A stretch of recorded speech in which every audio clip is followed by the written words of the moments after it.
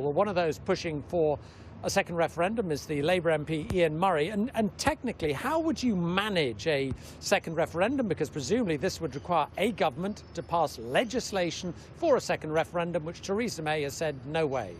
Well, it would call for a delay in Article 50 would be the first thing to do. And if you just go back to what the Prime Minister said today, she's taken the unprecedented step of issuing a press release before her statement in the House of Commons today, ruling out a people's vote. Now, given that she ruled out a general election in 2017, given she said she would not cancel the meaningful vote that was cancelled last week, given she said she could not renegotiate something that she's attempted to renegotiate, when the Prime Minister says point blank we won't have a people's vote, I think the public should be asking when will we have one. It's the fair thing to do. If we're asking the public to be poorer, we should put this back to them and ask them if this is what they want from Brexit. But I come back, how would it, in terms of sort of the parliamentary mechanics, actually come about? Because you've got Theresa May saying no, Jeremy Corbyn certainly not saying yes. So who is the sort of political leader who is going to make this happen?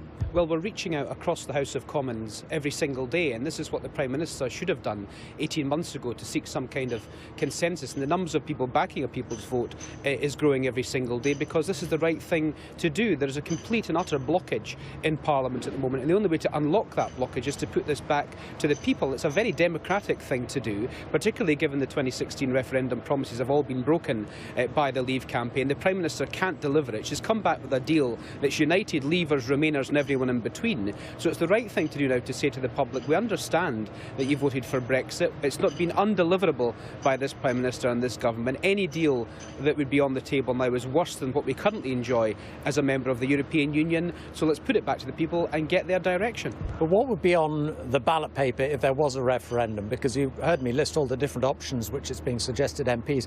I mean, you could have almost as many options on a ballot paper. Well, the key thing here is to look at the principle that if you want to leave the European Union and deliver Brexit as the Leavers wanted to deliver it, it creates a significant amount of economic harm. If you want to reduce that economic harm, you have to stay as close to the European Union as possible, and then you have to ask yourself what's the point in leaving in the first place. So the key thing here is that every single option, when you compare it to what we currently enjoy as a member of the European Union, makes us economically weaker and therefore makes people economically poorer. And as a veteran of the Scottish independence referendum, I think what should be on the ballot paper is two measurable propositions, not these things where you can deliver a hope and anything on the ballot paper you so wish, is what the Leave campaign did in 2016, and all those promises have been blown out the water. But the two measurable propositions is the Prime Minister's agreement that she's currently trying to get through the House, which she won't get through the House, and what we currently enjoy as being a member of the European Union. Those are two measurable propositions that the public can then look at and have their judgment on. And should there be a threshold? Because you could envisage a situation, hypothetically, you might this time get 52 in favour of staying in, 48 against.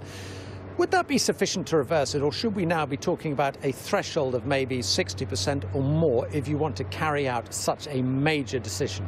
Well, I think we would have to run this referendum on the same rules as previously to make it fair and equitable. But there is an argument to suggest that we should have a referendum act in this country which states that regardless of what the topic should be, here are the rules of the game that you should play by, and perhaps such significant constitutional change should require some kind of threshold to be met because of the impact it has on the country. You do say 52-48 the other way. All the opinion polling showing that it could be up to 54 or 56 to 44 in terms of remaining in the European Union. That is a 6 to 8% swing. Any government would take that in any election because it would change the colour of the government. So there is some significant shifts going out there because the public are looking at what's on the table, determining it's not in their economic interests, and demand, I say, to break the deadlock in Parliament. How seriously do you take the warnings, though, of the sort of division and anger another referendum would cause amongst those who voted to leave and simply feel they're being ignored and asked to change their mind? Well, they haven't been ignored.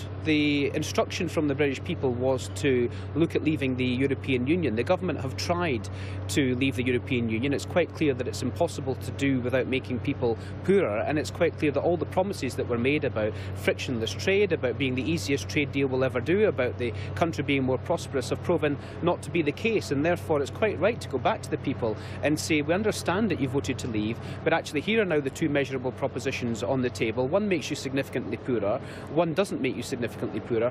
Which option would you like to take? I do think that if we don't ask the people now to affirm if this is actually what they want to do, the divisions in the country will be much, much larger than the divisions of us trying to get over the problem of having another referendum on the European Union. If people start to be poorer, they start to lose their jobs. We're already seeing businesses disinvest from the United Kingdom, and all the analysis shows that people would be poorer, that they would rightly then be angry and frustrated that they were not asked to try and break this deadlock, to try and prevent either A, a no deal, or B, this worst of all worlds deal that the Prime Minister's got on the table at the moment. Okay, Ian Murray, thanks very much. John.